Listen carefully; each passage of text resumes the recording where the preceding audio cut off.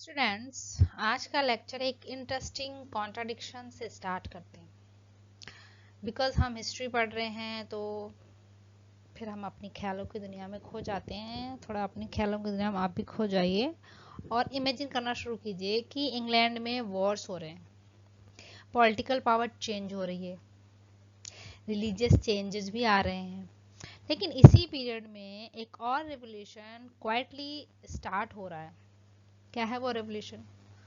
Books की revolution आ रही है, आइडियाज की रेवोल्यूशन, लर्निंग की रेवोल्यूशन। तो जहां एक तरफ वॉर्स ऑफ रोजेस हो रहा है, वहीं दूसरी तरफ रिवाइवल ऑफ लर्निंग भी आ रही है। एक तरफ इंग्लैंड पॉलिटिकल टर्मोइल से गुजर रहा है और दूसरी तरफ printing press, classical learning, humanism और न्यू आइडियाज इंग्लैंड को ट्रांसफॉर्म कर रहे हैं। नाउ सबसे इंटरेस्टिंग बात, इस पीरियड में ग्रेट लिटरेचर बहुत कम प्रोड्यूस हुआ। वाई सो? और फिर इसी अपेरेंटली वीक लिटरेरी पीरियड से कुछ ऐसे डेवलपमेंट्स कैसे निकल के आते हैं जो इवेंचुअली शेक्सपियर और एलिजाबेथ लिटरेचर के लिए ग्राउंड प्रिपेयर करते हैं। That's what we are going to understand today. Welcome to the age of revival, the revival of learning. Hello everyone, welcome back to our history of English literature series. और आज हम chronology में एक बहुत important transitional period को शुरू करेंगे and that is the age of revival और द रिवाइवल ऑफ लर्निंग। यहाँ पर हम अगर विलियम जेलोंग की बुक का रेफरेंस लें तो उन्होंने हिस्ट्री ऑफ इंग्लिश लिटरेचर में इस पीरियड को अप्रोक्सीमेटली 1400 से 1550 का फ्रेमवर्क में डिस्कस करते हैं। यहाँ पर मैं थोड़ा देर के लिए पॉज लेती हूँ और मैं कहना चाहूँगी कि आप में से जो लोग भी बिगनर हैं, जिन्होंने अभी हिस्ट्री पढ़ना शुरू ही किया है, तो मेरे इस कोर्स के साथ अगर आप डब्ल्यू जेलोंग की बुक्स भी साथ में पढ़ते रहेंगे तो आपको चीज़ें बहुत अच्छे से क्लियर होती जाएंगी। और बिकॉज ये बुक्स ना बहुत ही इजी लैंग्वेज में है, तो यहाँ से स्टार्ट करना आपके लिए बहुत अच्छा, एक अच्छी शुरुआत रहेगी। और जो लोग थोड़ा एडवांस लेवल पर पहुंच गए हैं, वो उनको मैं ना Routledge history of English, history of literature in English, उसको पढ़ने की सलाह दूंगी, क्योंकि उसका कंटेंट बहुत अच्छा है और उसमें बहुत ही अच्छी अच्छी इंफॉर्मेशन है जो हमारे एग्जाम के लिए बहुत ज़्यादा इम्पोर्टेंट है। ठीक है, तो लेट्स स्टार्ट। तो फ्रेंड्स, हम बात कर रहे थे विलियम जे लॉन्ग की, और लॉन्ग के अकॉर्डिंग ये पीरियड एक इंटरेस्टिंग पैराडॉक्स भी प्रेजेंट करता है। क्या करता है पैराडॉक्स? पॉलिटिकली इंग्लैंड ट्रेमेंडस चेंज से गुजर रहा था, इंटेलेक्चुअली इंग्लैंड रैपिडली प्रोग्रेस कर रहा था, लेकिन लिटरेरी आउटपुट सरप्राइजिंगली वीक था। वाई? ऐसा क्यों? तो इसीलिए हम आज सिर्फ राइटर या बुक्स को मेमोराइज नहीं करेंगे, हम समझेंगे नंबर 1 पॉलिटिकल बैकग्राउंड को, effect on literature, revival of learning, then humanism, then printing press का आना, देन वहाँ पे इम्पोर्टेंट राइटर थे, और फिर हमारा पीरियड रेनेसांस। ये है हमारी आज की complete journey. So let's begin now. अब लिटरेचर की बात करने से पहले हम थोड़ा सा पॉलिटिकल बैकग्राउंड को भी समझ लेते हैं, जो समझना बहुत ज़रूरी है, क्योंकि हम हिस्ट्री पढ़ रहे हैं, हिस्ट्री ऑफ इंग्लिश लिटरेचर पढ़ रहे हैं। Now because as we have discussed throughout our history of English literature course कि जो लिटरेचर है वो वैक्यूम में तो डेवलप नहीं होता, right? Literature does not develop in isolation. यहाँ पे जो विलियम जे लॉन्ग हैं, उन्होंने इस सेंचुरी को calls the century and half after Chaucer death one of the most turbulent period of English history. तो अब यहाँ पर इस ट्रांजिशन पीरियड में सबसे पहले आते हैं हमारे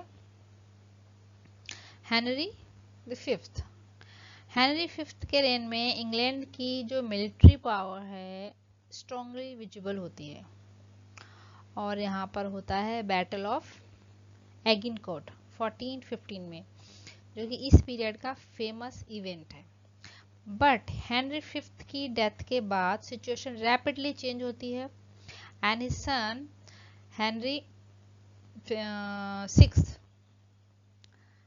was a weak ruler and powerful nobles increasingly controlled political affairs। ठीक है, इंग्लैंड ने जो फ्रांस में अपने पोजीशन भी लूज कर दिए थे। Then comes as Cade's rebellion 1450 में, एंड उसके बाद जो बहुत ही इम्पोर्टेंट एक वॉर होता है, इम्पोर्टेंट इंसिडेंट है, वो है वॉर्स ऑफ द रोजेस, जिसे हम 30 ईयर्स वॉर भी कहते हैं, और स्टार्ट हुआ था 1455 से 1485। ये डेट आपको याद रखना इम्पोर्टेंट है। और ये स्ट्रगल मेनली लैंकास्टर और यॉर्क के राइवल डायनेस्टिक क्लेम्स के अराउंड था। फाइनली जो रिचर्ड थर्ड होते हैं उनका रेन आता है एंड 1485 में हेनरी टूडर के एक्सेशन के साथ टूडर पीरियड भी बिगन हो जाता है, राइट। उसके बाद आते हैं हमारे हेनरी द एथ।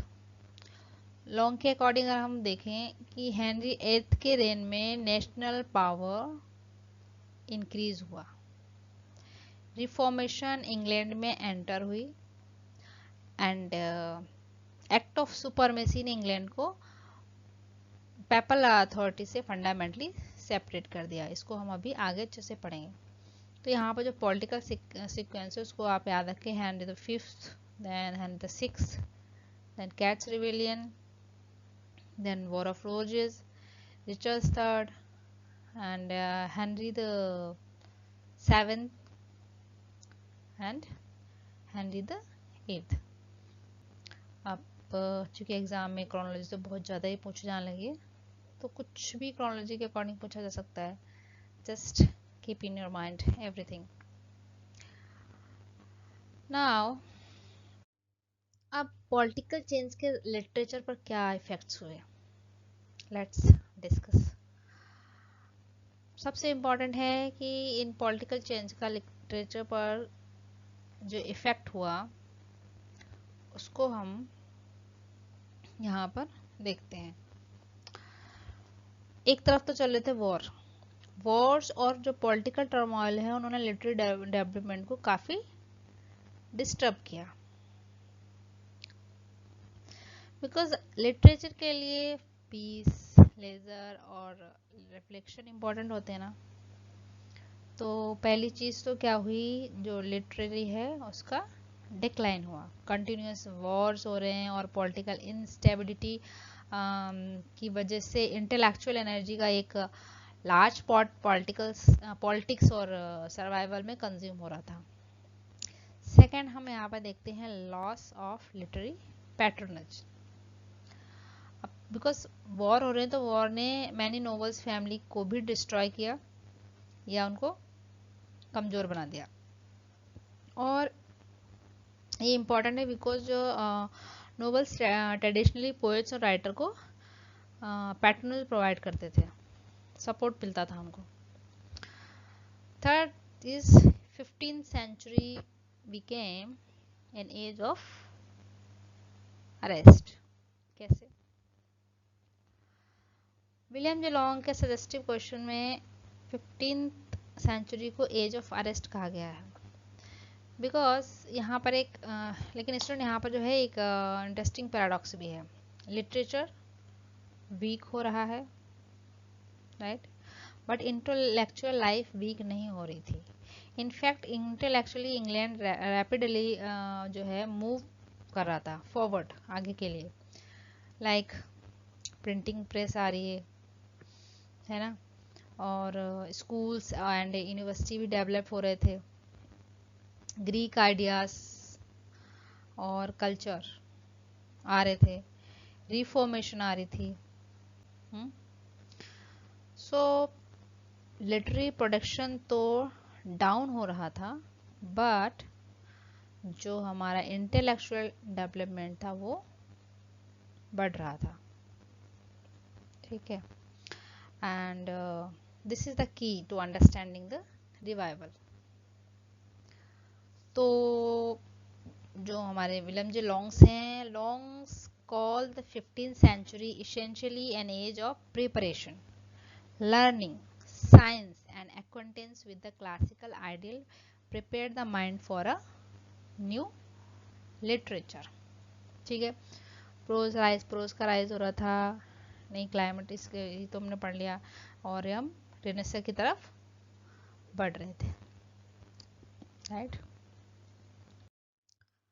नाउ हम देख लेते हैं where does the revival fit, ये रिवाइवल कहाँ पर फिट हो रहा है, एक क्रोनोलॉजी को थोड़ा सा क्लियरली प्लेस करते हैं। तो हमने सबसे पहले देख लिया हमारे एंग्लो सैक्सन एज को, जिसमें हमने जो सारे इन्वेजन हो रहे थे उनको देखा था उस समय, और यहाँ के जो ओरिजिनल हैबिटेंट थे वो थे केल्ट।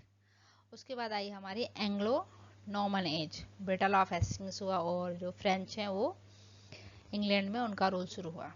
देन हमारी आई age of Chaucer, and Chaucer के बाद जो 15th सेंचुरी आई that is the transition periods, revival of learning, and gradually 16th century में इंग्लिश रिनेसांस आया, और फिर आएगा एल्जाबेथन फ्लावरिंग पीरियड। इस सीक्वेंस को अच्छे से याद रखिए आप, but remember these are not isolated boxes. There is a gradually transition. The revival creates the intellectual preparation for what comes later, and that's why this period is so important, right? Now let's define the central term. What is revival of learning? In its broadest sense, William J. Long describes it as the gradual enlightenment of the human mind after the medieval periods, right? And what is the central idea was classical learning का revival हो रहा है, classical learning है Greece and रोम की, वो revival हो रही है। People became increasingly interested in the Greek literature, Roman literature, philosophy, history, humanism, rhetoric, and other classical studies. Now, three terms are often used together: revival of learning, Renaissance, and humanism. But Long makes an important distinction. Humanism especially refers to the revival and study of classical literature, right? Renaissance is more broadly associated with the revival of art and the transition toward the modern world. And a revival of learning is a broader term that we are using for this intellectual movement. So don't read these three terms as exactly identical, right? Now the question is, why did this revival happen?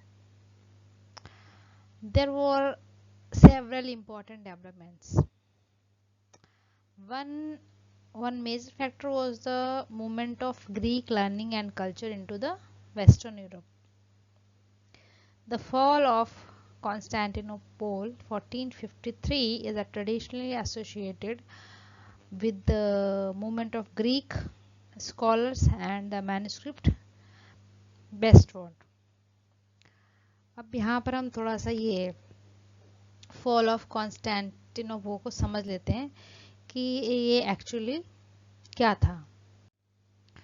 ये जो हमारा city of Constantinople है, ये वाइजेंटियम empire की capital थी उस समय, और ये सिटी यूरोप और एशिया के बीच में एक बहुत इम्पोर्टेंट लोकेशन पर थी। 1453 में क्या होता है, ऑटोमन सुल्तान महमूद सेकंड ने कॉन्स्टेंटिनोपल पर अटैक किया और सिटी को पूरी तरीके से कैप्चर कर लिया, राइट। एंड इसके साथ जो वाइजेंटियम एम्पायर था वो उसका एंड हो जाता है। अब इसका रिवाइवल ऑफ लर्निंग से कनेक्शन क्या है, ये सबसे इम्पोर्टेंट पार्ट है, बिकॉज कॉन्स्टेंटिनोपोल जो था उसमें ग्रीक लैंग्वेज और क्लासिकल ग्रीक टेक्स्ट का एक इम्पॉर्टेंट स्कॉलरी ट्रेडिशन प्रिजर्व था, राइट। सिटी के फॉल के अराउंड और उसके बाद ग्रीक स्कॉलर और मैन्युस्क्रिप्ट जो है वेस्टर्न यूरोप की तरफ आए, और इससे वेस्टर्न यूरोपियन स्कॉलर में ग्रीक लैंग्वेज और क्लासिकल ग्रीक लिटरेचर के स्टडी को सिग्निफिकेंट बूस्ट मिला।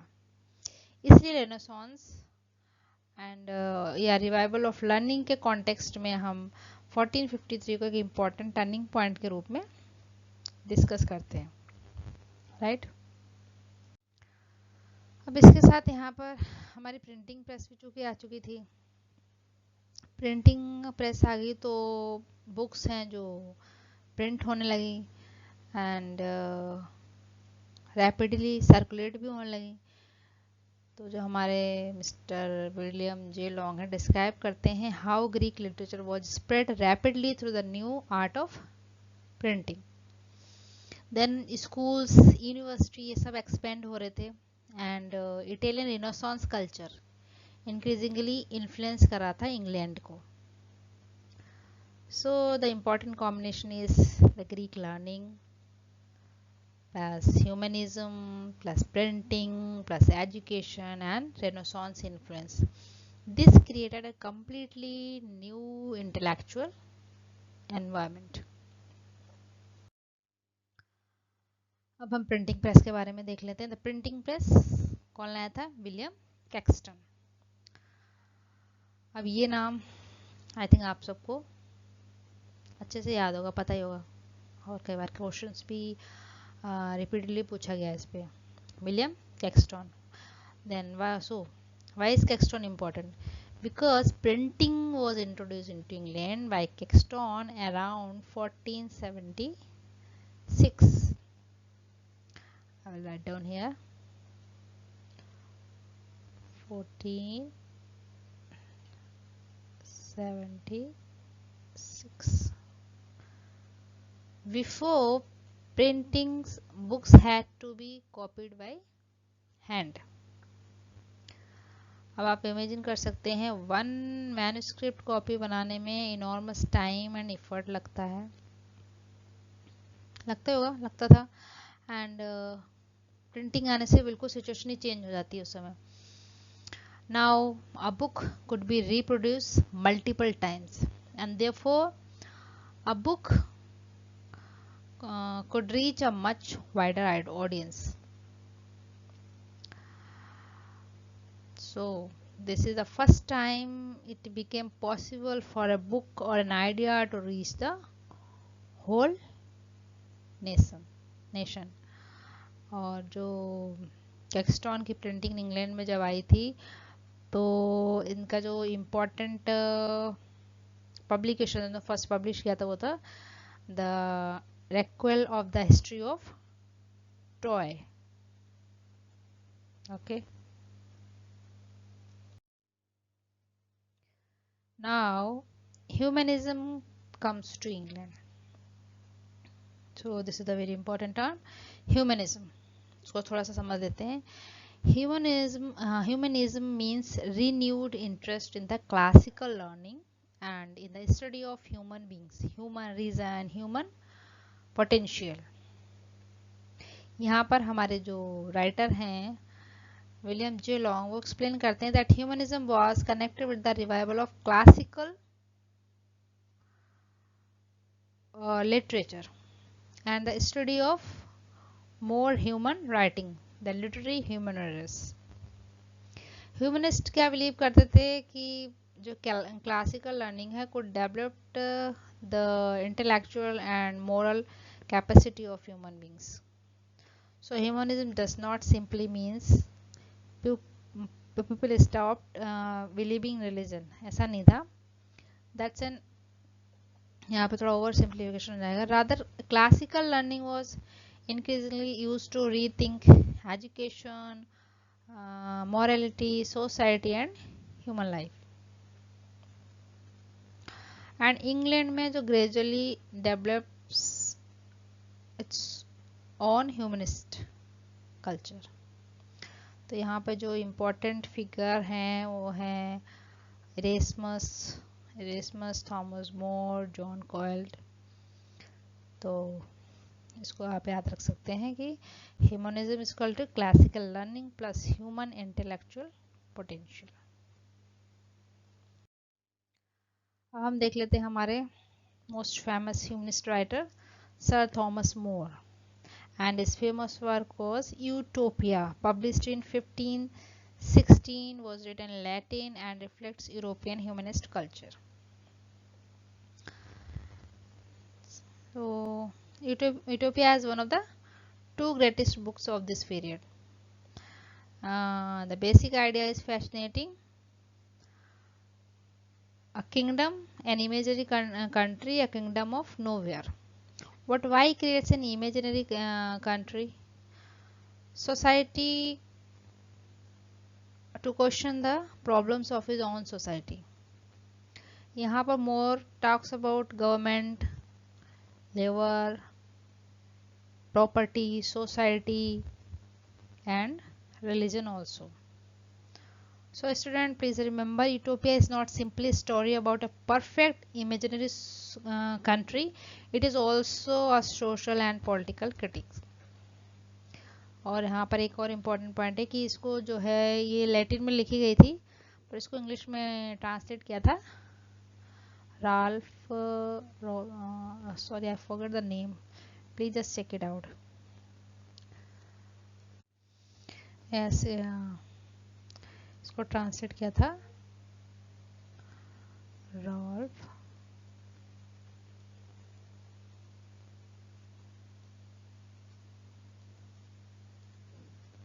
रॉबिन्सन ने। रॉल्फ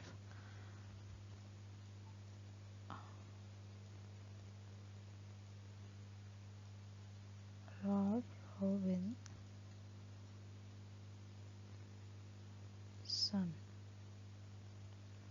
ठीक है। और कब किया था उन्होंने? 1551 में इन्होंने इसको ट्रांसलेट किया था। 1551 में इन्होंने इसको ट्रांसलेट किया था, right. Now we come to another major transformation, and that is the Reformation. The Reformation. Religious change deeply affected English society and English writing. And here we have one extremely important name, that is the William Tyndale. Tyndale ने क्या कहा था? Tyndale translated the New Testament into English in 1525. I will write down here. New testament को translate किया था 1525 में। And why is this important for literature? Because his translation helped establish a standard of English prose, and importantly, it brought this form of English not only to scholars but also to ordinary people को भी Bible पढ़ सकें। इसलिए उन्होंने Bible का translation किया Latin से, and literature और लैंग्वेज जो है ऑर्डिनरी पीपल के लिए भी इस हिसाब से एक्सेसिबल हुए। Tyndale work later influence the great Bible and eventually the authorised version. So Tyndale English Bible and then English prose translate किया उन्होंने, एंड वाइडर रीडरशिप तक आई Bible. This is an extremely important literary consequence of the reformation. Now let's move to poetry. The revival also brought major changes in English poetic forms. यहाँ पर English poets जो थे वो increasingly looked towards continental Europe, especially Italy. Two names are essential: Sir Thomas Wyatt and Henry Howard, Earl of Surrey. They wrote sonnets modeled on Italian poetry. So, William J. Long specifically credits Wyatt and Surrey with introducing a new poetic form, the sonnet, into the English tradition, English poetry में. And Surrey has another extremely important contribution. क्या किया था उन्होंने? He translated portion of Virgil into what Long calls the strange meter. This form had not appeared in English before in this way. So हमारे बायट और जो सरे थे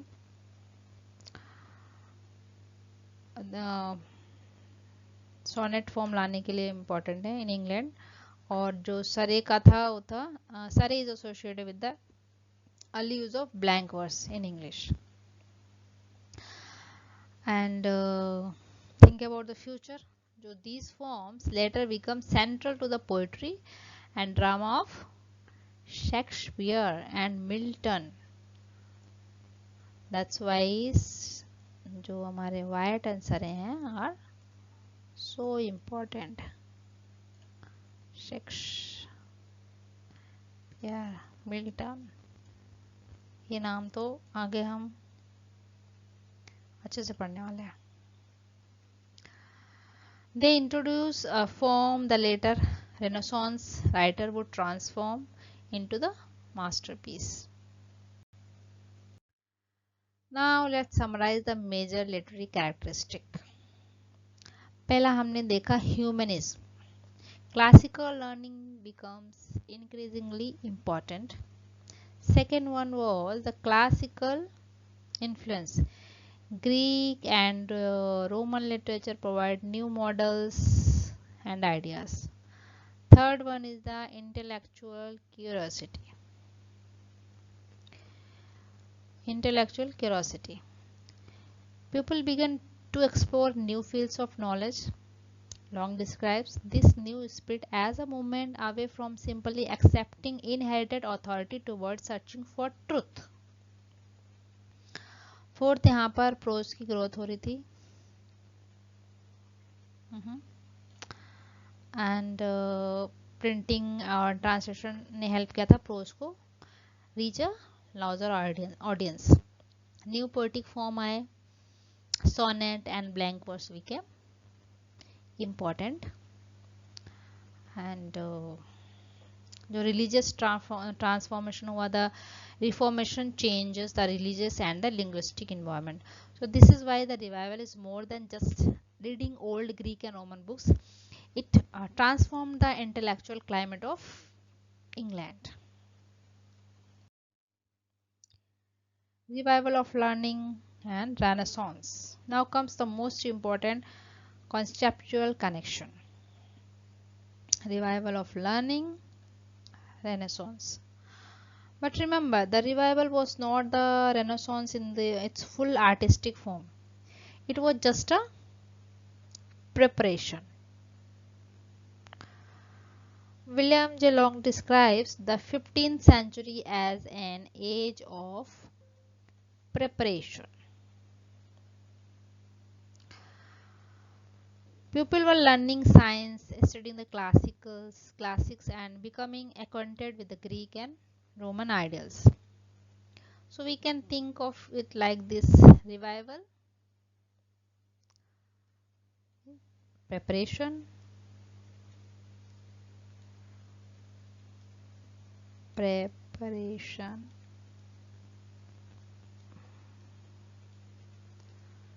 revival, preparation,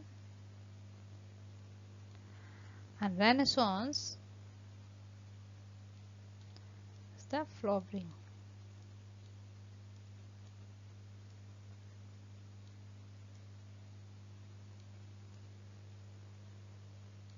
Right?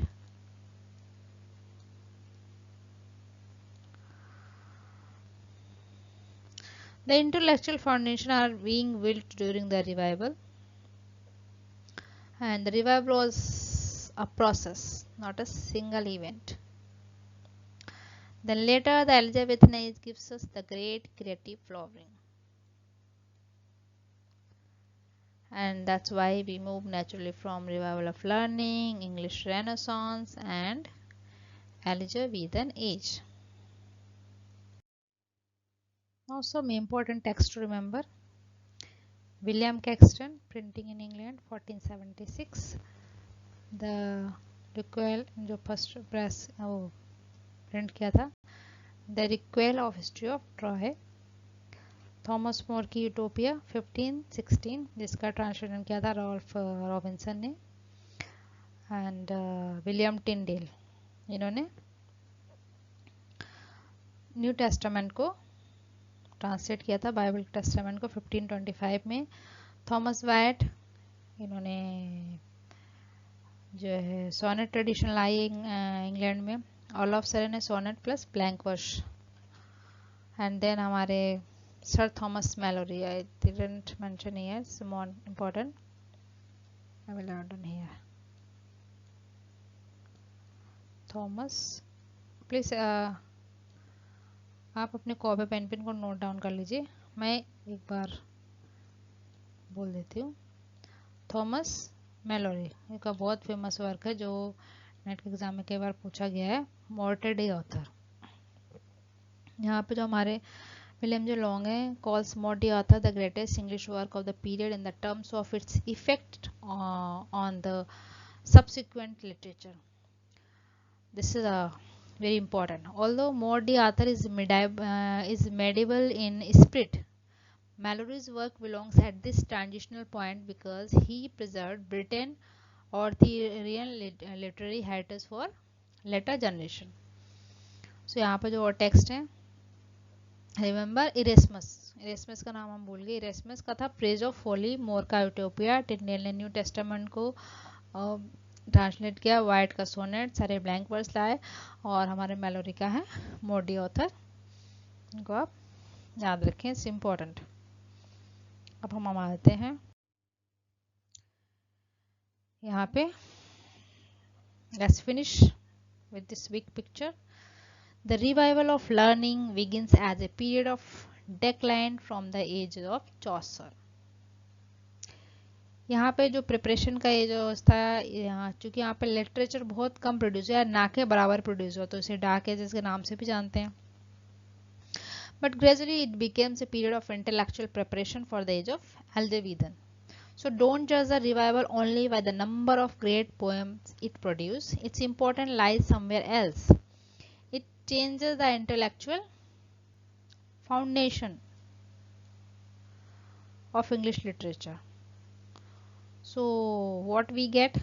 Classical learning, humanism, printing, reformation, new prose, new poetic form, and these developments prepare the way for the great literary flowering that follows. So the final हम याद रखेंगे Chaucer, then revival of learning. Revival of learning अंदर हमें देगा humanism, classical, printing press, new forms, then हमारे Renaissance, then हमारी next stage आएगी Elizabethan age, then Shakespeare. And that is the real significance of the age of revival. It may have been an age of literary arrest, but intellectually it was an age of preparation. So student, in our next lecture we will move into the English Renaissance and Elizabethan age, where all these preparation finally begin to produce their full creative result. Thank you everyone. Bye.